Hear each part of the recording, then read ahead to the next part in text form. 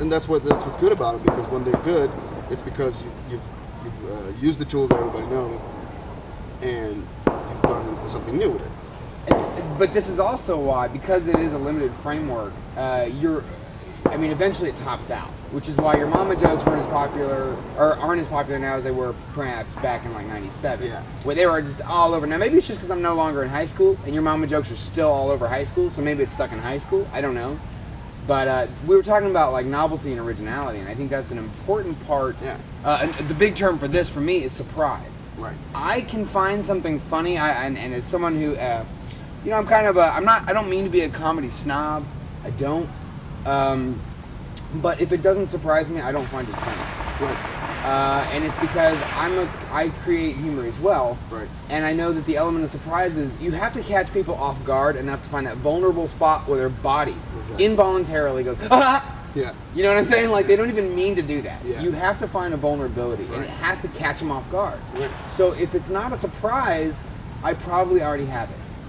And that's the problem. My friends are like, dude, so funny, check out this movie. And we watch it, and they look over at me to see if I'm laughing during the great scenes, and I'm not trying to be an ass, but I can't fake it. Some of it's not funny because you telegraphed it. I saw you doing that 20 minutes ago. Right.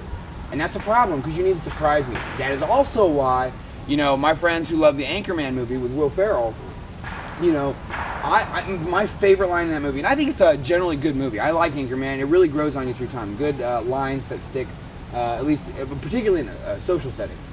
The line that got me, cracked me up. I laughed seriously for 5 minutes straight. I laughed my ass off. Was toward the end. Have you seen the movie? Yeah.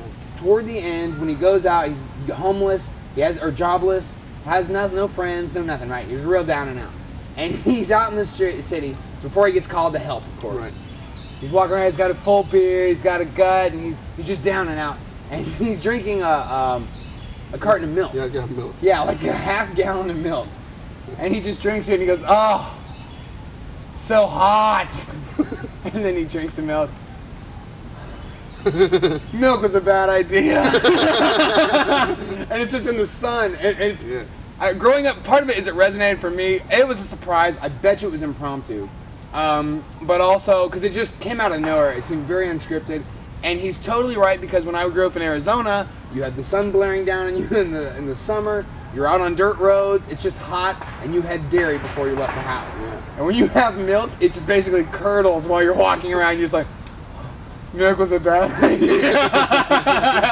I mean, it just totally rocked my world. Yeah. And it was all about timing, and no one else found it funny. Yeah.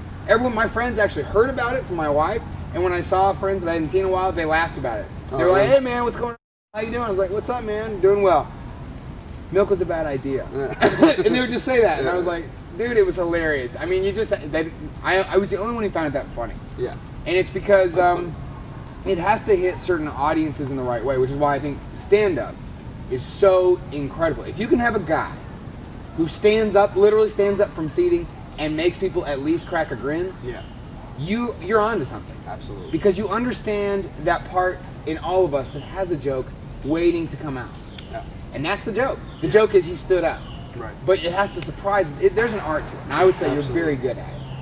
You're very good, and I think humor is important as a shield, and in terms of self-image, I've always been the funny guy. Do you think it stood in the way for you socially at all? Has it been an obstacle for you? I was like you say, I was the clown, obviously, when I was a kid, and it's the same, still the same thing.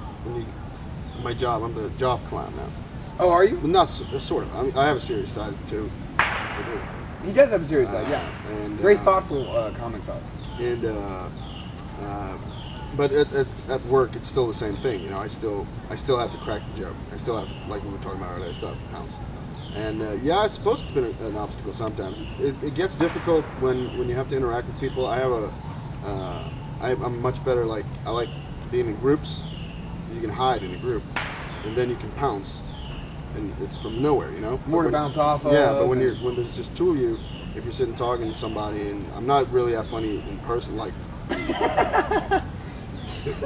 Well, like in a private situation, if it's just me and somebody else, I'm really not that funny. I need the group. Okay. I need the audience, basically, I guess. Well, okay, go ahead. But But yeah, sometimes it's been an obstacle because also a lot of times you're also expected to be funny. If you've been funny a lot and you know, people start expecting it. Like in school, if you always, like, every single day there's always a joke, and one day you don't do the joke, and people are like, you all right, man? Yeah. How you doing? It's like, all right, you guys are just boring today. Yeah. You know, you didn't say anything spectacular. Right. You gotta mix it up. Yeah. I heard about this. Yeah, you guys always need. What am I? Your humor savior? Get out. And there's a lot of that, obviously, and also there's the point, there's the the idea, because you shut people out. If you're with some people and some of them don't have that, some of them don't have the ability to see the humor. I think everybody does, but they don't bring it out as much.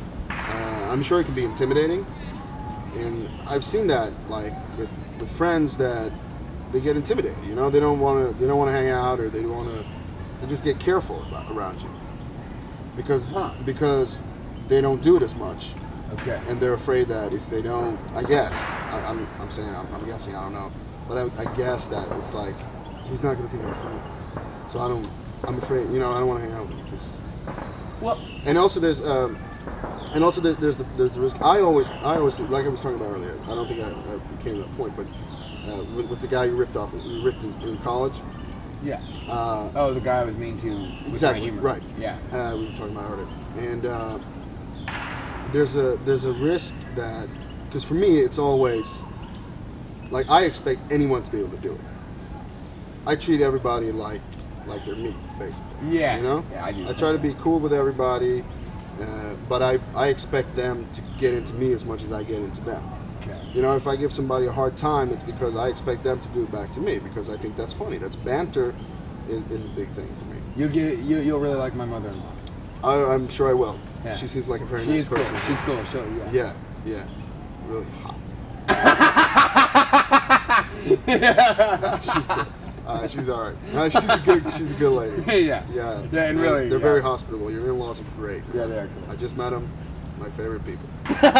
Yeah. They're my. Yeah. I choose them. Yeah. I heard you're a new protege for pretty much what they are as people. Oh, Awesome. Really? Congrats. That's great. Congrats. You got the job. Rocket. Yeah. But what I'm saying is that you know, I expect that from everybody, because I expect I know it's very narcissistic, but I expect people to be like me, you know. And Yeah. it's not. I mean, it's not like I expect everybody to understand everything that I do, and I don't expect everybody to know it from the start. But I mean, what I'm talking about is, I mean, intellectually, I believe all people are alike. I believe everybody has the potential of intellect. So are they? But does that mean they're equally capable? Yes. Okay. I believe that. Okay, barring, of course, mental disabilities and genetic. Well, you know, there's always exceptions. Sure, but in terms of the normal average Joe, We are, and also, I mean, capable. even mental retardation, mentally challenged people. I mean, there's obviously humor in that. Well, yeah.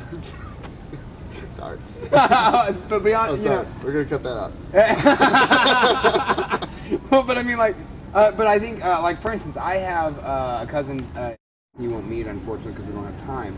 But he's got Down syndrome. All right. You know, he's what people know as retarded, and right. he is one of the sharpest cats out Exactly. there. It comes in grades, of course. Yeah. But I think you're right to think that people downplay the potential of others, and in turn downplay their own potential. Yeah, exactly. You know? Yeah, and so what I'm talking about with that guy that you shoot somebody out, and I've done that too. I've ripped into people real hard sometimes. Like if you're out, or if you're with a new group and you feel like you have to establish some sort of level of yourself, you have to. Sure. You have to like put yourself out there. You got to pee on the hydrant. Exactly. You got to show who you are. You know, and with new people, and you know, you meet somebody new, and I expect everybody, like, if I crack a joke at you, I do that because I expect them to do it back to me. And when they don't, because a lot of people don't. A lot of people have problems with being extroverted. A lot of people are shy, and they get offended, and that's cool. I mean, of course they do, because you know, you give them a hard time. Yeah. But I do it because I expect it back. You know, Sure. I want it. I want people to be mean to me so I can be mean back. You know what I'm saying? Just not mean, but I'm saying, like, yeah. The playfulness. Exactly. It's a wrestling match, but it's a fun one where no one Yeah. breaks teeth.